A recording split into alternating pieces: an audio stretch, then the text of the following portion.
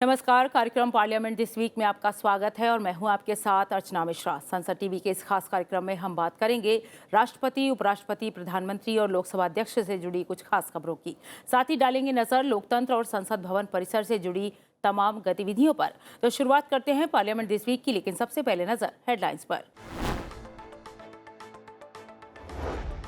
3 दिन की भारत यात्रा पर आए कंबोडिया नरेश की राष्ट्रपति, उपराष्ट्रपति, प्रधानमंत्री से मुलाकात। भारत कंबोडिया के बीच द्विपक्षीय संबंधों पर हुई बातचीत। प्रधानमंत्री ने यात्रा को दोनों देशों के संबंधों में बताया नया अध्याय। राष्ट्रपति भवन में केंद्रीय सतर्कता आयुक्त का शपथ ग्रहण समारोह। राष्ट्रपति द्रौपदी मुर्मू ने प्रवीण कुमार श्रीवास्तव को सीबीसी पद की दिलाई शपथ। समारोह में उपराष्ट्रपति और प्रधानमंत्री भी रहे मौजूद।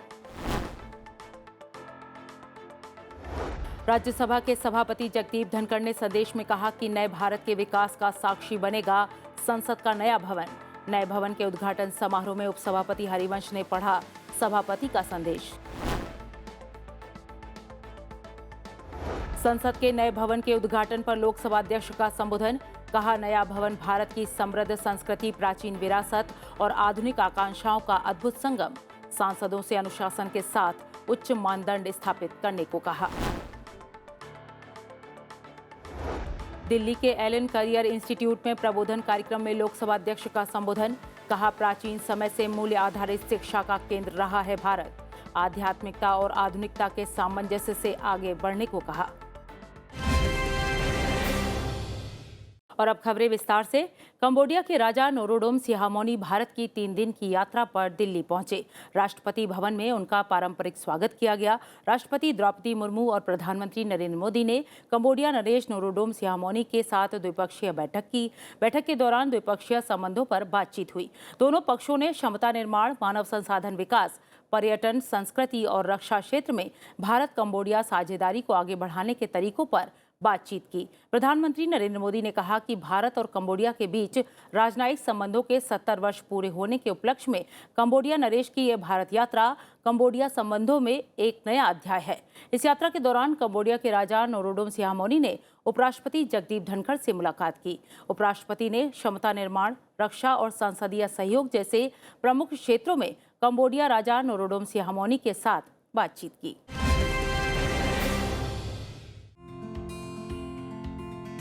कंबोडिया के राजा नोरोडोम सिहामोनी 3 दिन की भारत यात्रा पर आए। दिल्ली में राष्ट्रपति भवन में उनका पारंपरिक स्वागत किया गया। राष्ट्रपति द्रौपदी मुर्मू ने राष्ट्रपति भवन में कंबोडिया के राजा नोरोडोम सिहामोनी का औपचारिक स्वागत किया। उसके बाद उन्हें गार्ड ऑफ ऑनर भी दिया गया।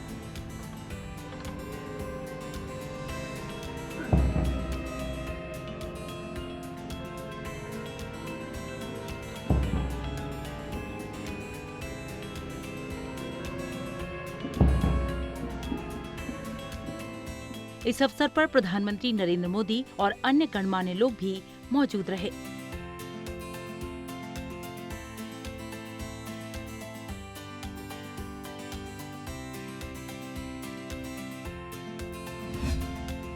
कंबोडिया के राजा नोरोडोम सिहामोनी ने उपराष्ट्रपति जगदीप धनखड़ से भी मुलाकात की। उपराष्ट्रपति ने कंबोडिया नरेश से कई महत्वपूर्ण विषयों पर चर्चा की। इसके साथ ही द्विपक्षीय संबंधों और आपसी हित के अन्य मुद्दों पर बातचीत की गई। बढ़ते अगली खबर की ओर। राष्ट्रपति भवन में केंद्रीय सतर्कता आयुक्त के शपथ ग्रहण समारोह का आयोजन किया गया। राष्ट्रपति द्रौपदी मुर्मू ने सीबीसी यानी केंद्रीय सतर्कता आयुक्त प्रवीण कुमार श्रीवास्तव को पद और गोपनीयता की शपथ दिलाई। शपथ ग्रहण समारोह में उपराष्ट्रपति जगदीप धनखड़ और प्रधानमंत्री नरेंद्र मोदी भी शामिल हुए। राष्ट्रपति द्रौपदी मुर्मू ने राष्ट्रपति भवन में नए सीबीसी प्रवीण कुमार श्रीवास्तव को केंद्रीय सतर्कता आयुक्त के पद पर शपथ दिलाई। मैं प्रवीण कुमार श्रीवास्तव, जो केंद्रीय सतर्कता आयोग का केंद्रीय सतर्कता आयुक्त नियुक्त हुआ हूँ, जो केंद्रीय सतर्कता आयोग का केंद्रीय सतर्कता आयुक्त नियुक्त हुआ हूँ, ईश्वर की शपथ लेता हूँ ईश्वर की शपथ लेता हूँ कि मैं विधि द्वारा स्थापित भारत के संविधान के प्रति सच्ची श्रद्धा और निष्ठा रखूंगा। शपथ समारोह में उपराष्ट्रपति जगदीप धनखड़, प्रधानमंत्री नरेंद्र मोदी और कई गणमान्य लोग मौजूद रहे। बता दें कि प्रवीण कुमार श्रीवास्तव पिछले साल दिसंबर से ही अपने पूर्ववर्ती सुरेश एन पटेल का कार्यकाल पूरा होने के बाद कार्यवाहक केंद्रीय सतर्कता आयुक्त के रूप में काम कर रहे थे। बढ़ते आगे, भारत सरकार ने पूर्वोत्तर भारत को पहली वंदे भारत एक्सप्रेस ट्रेन की सौगात दी। प्रधानमंत्री नरेंद्र मोदी ने गुवाहाटी से न्यू जलपाईगुड़ी के बीच चलने वाली वंदे भारत ट्रेन को वर्चुअल माध्यम से हरी झंडी दिखाकर रवाना किया। वीडियो कॉन्फ्रेंसिंग के जरिए प्रधानमंत्री ने मौके पर मौजूद जनमानस को संबोधित किया। प्रधानमंत्री ने कहा कि इंफ्रास्ट्रक्चर का सबसे ज्यादा लाभ पूर्वी और पूर्वोत्तर भारत को मिला है। वंदे भारत एक्सप्रेस पूर्वोत्तर में पर्यटन, शिक्षा, व्यापार और रोजगार को बढ़ावा देगी। प्रधानमंत्री ने कहा कि ये ट्रेन असम और पश्चिम बंगाल के बीच सदियों पुराने संबंधों को और मजबूत करेगी।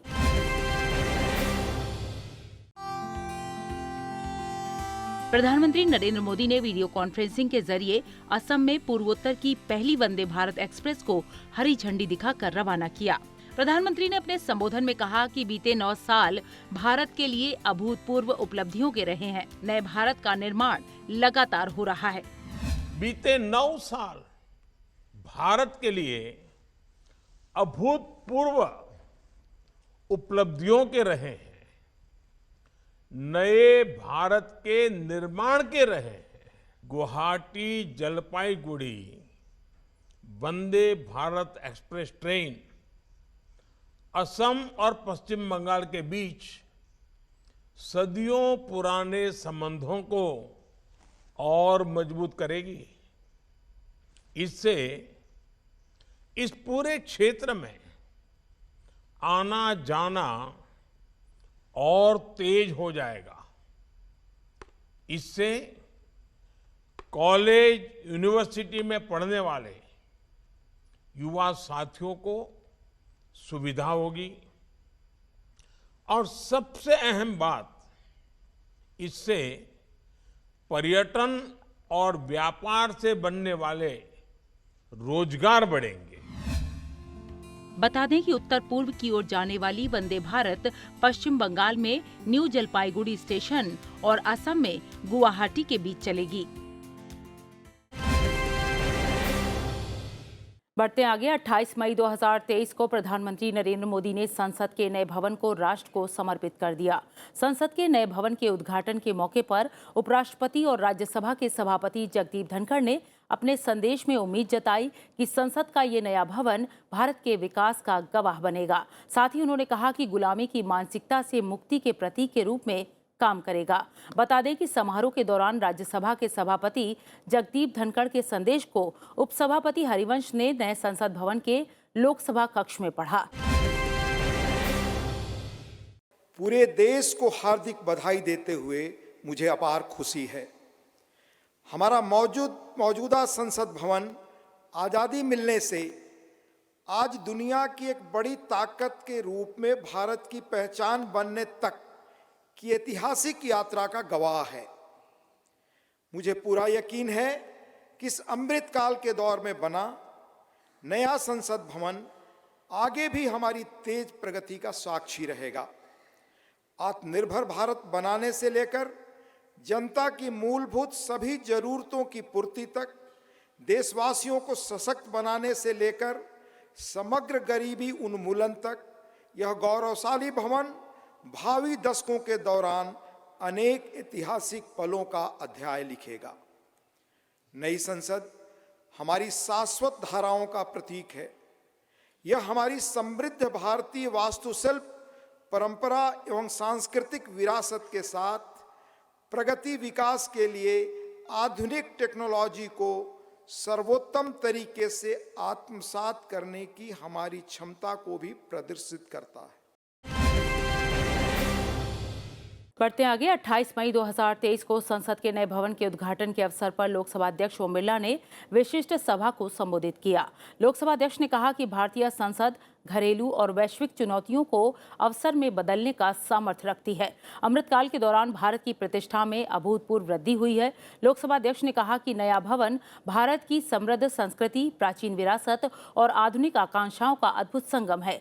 नए संसद भवन में सांसद संसदीय अनुशासन, मर्यादा और गरिमा के नए मानदंड स्थापित करें और विश्व की लोकतांत्रिक संस्थाओं के लिए आदर्श बने।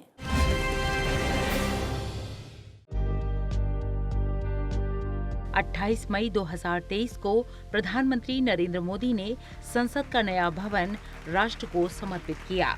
उद्घाटन समारोह 2 चरण में हुआ। प्रधानमंत्री नरेंद्र मोदी और लोकसभा अध्यक्ष ओम बिरला ने महात्मा गांधी की प्रतिमा पर पुष्पांजलि अर्पित की। इस मौके पर सर्वधर्म प्रार्थना सभा का आयोजन किया गया, जिसमें प्रधानमंत्री नरेंद्र मोदी, लोकसभा अध्यक्ष ओम बिरला और कई गणमान्य व्यक्ति शामिल हुए। सभा को संबोधित करते हुए प्रधानमंत्री ने कहा कि हर देश के इतिहास में कुछ क्षण ऐसे होते हैं जो अमर होते हैं और कुछ तारीखें समय के ललाट पर इतिहास का अमिट हस्ताक्षर बन जाती हैं। प्रधानमंत्री ने कहा कि संसद का नया भवन 140 करोड़ भारतीयों की आकांक्षाओं और सपनों का प्रतिबिंब है। उन्होंने कहा कि यह भारत के लोकतंत्र का मंदिर है, जो दुनिया को भारत के संकल्प का संदेश देता है। ये नया संसद भवन योजना को यथार्थ से, नीति को निर्माण से, इच्छा शक्ति को क्रिया शक्ति से, संकल्प को सिद्धि से जोड़ने वाली अहम कड़ी साबित होगा। भारत एक लोकतांत्रिक राष्ट्र ही नहीं, बल्कि लोकतंत्र की जननी भी है, मदर ऑफ डेमोक्रेसी भी है। भारत आज वैश्विक लोकतंत्र का भी बहुत बड़ा आधार है। लोकतंत्र हमारे लिए सिर्फ एक व्यवस्था नहीं, एक संस्कार है, एक विचार है, एक परंपरा है। लोकसभा अध्यक्ष ओम बिरला ने इस ऐतिहासिक अवसर के लिए प्रधानमंत्री नरेंद्र मोदी का धन्यवाद किया। साथ ही कहा कि उनके प्रयासों और प्रेरक मार्गदर्शन से यह सुनिश्चित हुआ कि नया संसद भवन 2.5 साल से भी कम समय में तैयार हो गया। आजादी के अमृत काल में संपूर्ण राष्ट्र आज इस महत्वपूर्ण और ऐतिहासिक पल का साक्षी बन रहा है। मैं माननीय प्रधानमंत्री जी को साधुवाद देता हूं, जिनके दृढ़ संकल्प और प्रेरक मार्गदर्शन से संसद का यह नया भवन 2.5 वर्ष से भी कम अवधि में बनकर तैयार हुआ। मैं उन हजारों श्रमिक भाई बहनों को नमन करता हूं, जिनकी निरंतर श्रम साधना और कठिन परिश्रम से ये भागीरथ प्रयास पूरा हुआ। इसके साथ ही लोकसभा अध्यक्ष ने आग्रह किया कि नए संसद भवन में सांसद संसदीय अनुशासन, मर्यादा और गरिमा के नए मानदंड स्थापित करें, ताकि दुनिया की लोकतांत्रिक संस्थाओं के लिए आदर्श बन सकें। सदन के हर सदस्य को समाज के अंतिम व्यक्ति को सशक्त बनाकर देश को आगे ले जाना चाहिए। हम लोकतंत्र की अच्छी परंपराओं को आगे बढ़ाएं। हम संसदीय अनुशासन, मर्यादा और गरिमा के नए मानदंड स्थापित करें, ताकि विश्व की लोकतांत्रिक संस्थाओं के लिए भारत की लोकतांत्रिक संस्था आदर्श बन सके। मुझे पूर्ण विश्वास है, नए वातावरण में हम सब मिलकर अधिक ऊर्जा के साथ रचनात्मक व सकारात्मक चर्चा के माध्यम से एक श्रेष्ठ और विकसित भारत का निर्माण कर सकेंगे। संसद के नए भवन के उद्घाटन के अवसर पर कई केंद्रीय मंत्री, संसद सदस्य और कई विशिष्ट जन मौजूद थे। तो कार्यक्रम पार्लियामेंट दिस वीक में वक्त हो गया है एक ब्रेक का। ब्रेक के बाद भी खबरों का सिलसिला जारी है, बने रहिए। ब्रेक के बाद एक बार फिर आपका स्वागत है। बढ़ते हैं अगली खबर की ओर। प्रधानमंत्री नरेंद्र मोदी ने देश की सेवा में भारत सरकार के 9 वर्ष पूरे होने पर देशवासियों के प्रति आभार प्रकट किया। अपने ट्वीट के जरिए संदेश में प्रधानमंत्री ने कहा कि उनके द्वारा लिया गया प्रत्येक निर्णय और उठाया गया हर कदम आम लोगों के जीवन को सुधारने की इच्छा से प्रेरित रहा। उन्होंने कहा कि वे विकसित भारत के निर्माण के लिए और अधिक परिश्रम करते रहेंगे। बीते 9 वर्षों में भारत ने विकास की एक नई परिभाषा गढ़ी है। ये जन भागीदारी का ही परिणाम है कि गरीब, वंचित, नारी शक्ति, युवा शक्ति समेत हर वर्ग का सशक्तिकरण हुआ है। इस दौरान देश ने सभी क्षेत्रों में नवनिर्माण की मिसाल कायम की है। बढ़ते हैं अगली खबर की ओर। लोकसभा अध्यक्ष ओम बिरला ने दिल्ली के एलन करियर इंस्टीट्यूट में प्रबोधन कार्यक्रम को संबोधित किया। संबोधन में लोकसभा अध्यक्ष ने कहा कि भारत प्राचीन समय से मूल्य आधारित शिक्षा का केंद्र रहा है। यही वजह है कि हमारा चिंतन आधुनिक होने के साथ साथ सांस्कृतिक भी है। उन्होंने कहा कि दुनिया भौतिक चिंतन के सहारे आगे बढ़ रही है, लेकिन हमें आध्यात्मिकता और आधुनिकता को साथ लेकर आगे बढ़ना है। लोकसभा अध्यक्ष ने कहा कि भारत के सभ्यतागत मूल्यों के कारण भारत के सामर्थ्यवान डॉक्टर, इंजीनियर, वैज्ञानिक विश्व के विकसित देशों में भारत का मान बढ़ा रहे हैं। प्रबोधन कार्यक्रम और ओपन सेमिनार को संबोधित करते हुए लोकसभा अध्यक्ष ने कहा कि परीक्षा में सफलता पाने के लिए केवल भौतिक ज्ञान जरूरी नहीं है, बल्कि उसके साथ ही आध्यात्मिक शांति और सुदृढ़ मन भी बहुत जरूरी है। उन्होंने कहा कि दुनिया आज भौतिक चिंतन के सहारे आगे बढ़ रही है, लेकिन भारत की विशेषता ये है कि हमारा चिंतन आधुनिक होने के साथ साथ सांस्कृतिक और पुरातात्विक भी है। आज देश के अलग अलग राज्यों के अंदर इस संस्थान ने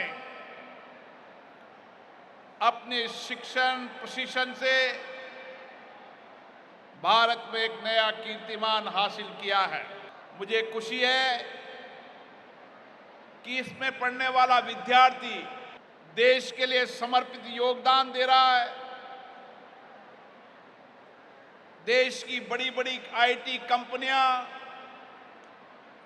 और चिकित्सा जैसे पुनीत कार्य में समर्पित सेवा से राष्ट्र निर्माण की ओर बढ़ रहा है। आप जैसे विद्यार्थी, लाखों विद्यार्थी इस संस्थान से निकलकर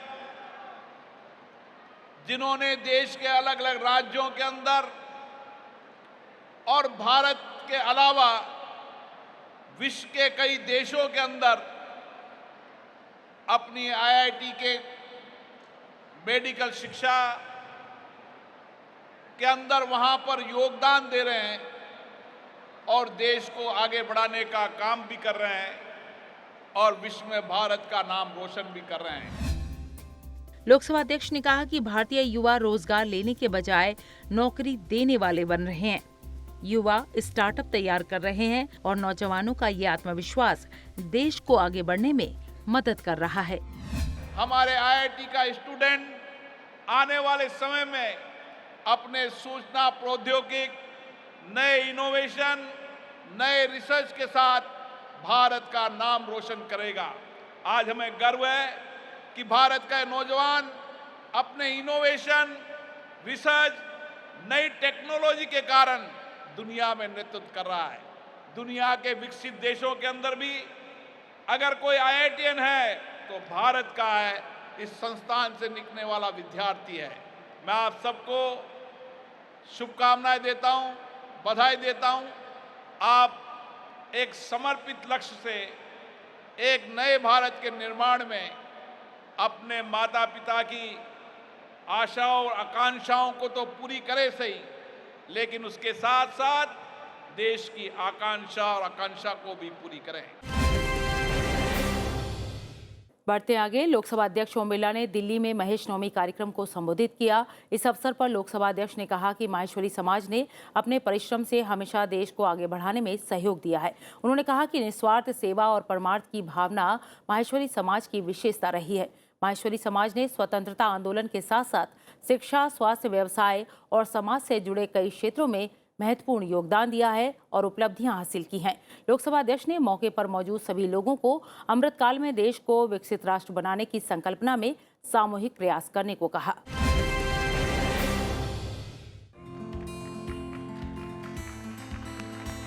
लोकसभा अध्यक्ष ओम बिरला ने नई दिल्ली में महेश नवमी कार्यक्रम को संबोधित किया। इस अवसर पर लोकसभा अध्यक्ष ने कहा कि भगवान शिव और मां पार्वती के आशीर्वाद से माहेश्वरी कुल की उत्पत्ति इसी दिन हुई थी। वंश उत्पत्ति दिवस के पावन अवसर पर माहेश्वरी समुदाय के बीच बंधुत्व और सहयोग की भावना पर जोर देते हुए लोकसभा अध्यक्ष ने कहा कि ये त्योहार संस्कृति का अभिन्न अंग है। उन्होंने कहा कि माहेश्वरी समाज ने व्यवसाय, विज्ञान, प्रशासन, राजनीति जैसे कई क्षेत्रों में समाज और देश का नाम रोशन किया है। माहेशी समाज जो हमेशा भगवान महेश के संस्कार, भगवान महेश के जीवन दर्शन और भगवान महेश की तरह समाज की कठिनाइयां, अभावों को, उनकी परेशानियों को अपनी परेशानी और दुख समझकर सामाजिक जन कल्याण के लिए काम करते हैं। मैं देश के अलग अलग राज्यों के अंदर जाता हूं, जिलों के अंदर जाता हूं, तो मेरा अनुभव रहता है कि महेशी समाज के लोग जहां भी रहते हैं, इसी तरीके के हमारे संस्कार और संस्कृति के कारण उनका संपूर्ण समाज में हमेशा यथोचित सम्मान रहता है। कोरोना काल का जिक्र करते हुए लोकसभा अध्यक्ष ने कहा कि माहेश्वरी समाज के लोगों ने तत्परता से मानवता की सेवा का परिचय दिया। उन्होंने कहा कि शिक्षा, स्वास्थ्य और समाज सेवा के कई क्षेत्रों में माहेश्वरी समाज का उल्लेखनीय योगदान रहा है। राष्ट्र के विकास में माहेश्वरी समाज की प्रमुख भूमिका है। संपूर्ण समाज में जब कोई आपदा आती है, कठिनाई आती है, विपत्ति आती है, तो वहां कल्याण के लिए समर्पित भाव से काम करते हैं। ये हमारी संस्कृति हमें हमारे पूर्वजों से मिली है। हमारे पूर्वजों के इसी समर्पण, सेवा, निष्ठा, त्याग के कारण आज संपूर्ण समाज में माहेशी समाज का व्यक्ति जहां भी रहता है उसको सम्मान पूर्वक, समाज के अंदर आदर पूर्वक लोग उनका सम्मान करते हैं। लोकसभा अध्यक्ष ने कार्यक्रम में मौजूद सभी लोगों को अमृत काल में देश को विकसित राष्ट्र बनने की संकल्पना में सामूहिक प्रयास करने को कहा।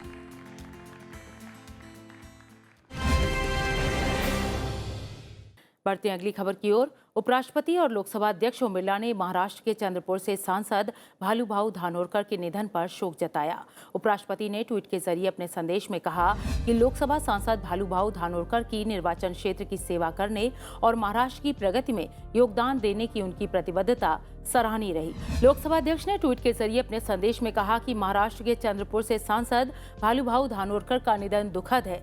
जनता से गहरा जुड़ाव रखते हुए उन्होंने आम जन की आशाओं को सदन तक पहुंचाने और उनको पूरा करने के लिए स्वयं को समर्पित किया। उनका निधन हम सभी के लिए अपूरणीय क्षति है। बढ़ते हैं अगली खबर की ओर। राष्ट्रपति, उपराष्ट्रपति, प्रधानमंत्री और लोकसभा अध्यक्ष ने गोवा के स्थापना दिवस पर प्रदेशवासियों को बधाई दी। साथ ही ट्वीट के जरिए संदेश में गोवा के लोगों के कल्याण और समृद्धि की कामना की। राष्ट्रपति द्रौपदी मुर्मू ने राज्य के लोगों को शुभकामनाएं देते हुए ट्वीट किया कि गोवा अपनी प्राकृतिक सुंदरता, खूबसूरत समुद्र तटों, जीवंत गोवा संस्कृति के लिए जाना जाता है। राज्य ने विभिन्न क्षेत्रों में तेज गति से प्रगति की है। राष्ट्रपति ने कामना की कि गोवा समृद्ध होता रहे और आने वाले वर्षों में सतत विकास के लिए एक मॉडल बने। उपराष्ट्रपति जगदीप धनखड़ ने अपने शुभकामना संदेश में कहा कि इस शांत राज्य को मनोरम तटीय सुंदरता, आकर्षक वास्तुकला और उद्यमी लोगों का आशीर्वाद है। आने वाले वर्षों में राज्य विकास और प्रगति के नए मानदंड स्थापित करता रहे। प्रधानमंत्री नरेंद्र मोदी ने ट्वीट कर कहा कि गोवा शांति और जीवंतता का एक उत्कृष्ट उदाहरण है और अपनी अनूठी संस्कृति और स्थायी भावना से प्रेरित करता है। प्रधानमंत्री ने गोवा के लोगों की खुशहाली और समृद्धि की कामना की, साथ ही उम्मीद जताई कि राज्य भारत के विकास पथ को मजबूत करना जारी रखेगा। वहीं लोकसभा अध्यक्ष ओम बिरला ने गोवा की जनता को ट्वीट के जरिए अपने संदेश में बधाई दी। संदेश में लोकसभा अध्यक्ष ने कहा कि सांस्कृतिक विविधता के अद्भुत केंद्र गोवा के स्थापना दिवस की राज्यवासियों को शुभकामनाएं। अप्रतिम सुंदरता से जीवंत ये राज्य विश्व भर से पर्यटकों को आकर्षित करता है। प्रगति और यहाँ के निवासियों के कल्याण की कामना करता हूँ। बढ़ते आगे। लोकतंत्र में संसदीय समितियों का अहम स्थान है। समय समय पर इन संसदीय समितियों की बैठक होती है। विभिन्न मुद्दों पर चर्चा के बाद ये समितियां अपनी रिपोर्ट सभा के समक्ष रखती हैं। तो आइए जान लेते हैं सप्ताह लोकसभा में किन किन संसदीय समितियों की बैठक हुई। लोकसभा में संसदीय समितियों की बैठकों पर नजर डालें तो 29 मई 2023 को सरकारी उपक्रमों संबंधी समिति की बैठक हुई। 29 मई को ही श्रम, कपड़ा और कौशल विकास संबंधी समिति की बैठक हुई। 29 मई को ही जल संसाधन संबंधी समिति की बैठक संपन्न हुई। विदेश मामलों संबंधी समिति की बैठक भी 29 मई 2023 को ही हुई। 29 मई 2023 को ही रक्षा संबंधी समिति की बैठक संपन्न हुई। 30 मई 2023 को वन संरक्षण संशोधन विधेयक 2023 पर संयुक्त समिति की बैठक हुई। 30 मई को ही आवास और शहरी मामलों संबंधी समिति की बैठक संपन्न हुई। 1 जून 2023 को ऊर्जा संबंधी स्थायी समिति की बैठक हुई। 1 जून को ही वित्त संबंधी समिति की बैठक संपन्न हुई। तो कार्यक्रम पार्लियामेंट दिस वीक में इतना ही, लेकिन जाने से पहले एक जरूरी बात। आप इस कार्यक्रम को संसद टीवी के YouTube चैनल पर भी देख सकते हैं। हमें आपके फीडबैक का इंतजार रहेगा। अगले हफ्ते फिर मिलेंगे लोकतंत्र और संसद से जुड़ी अहम खबरों के साथ। तब तक के लिए मुझे दीजिए इजाजत। नमस्कार।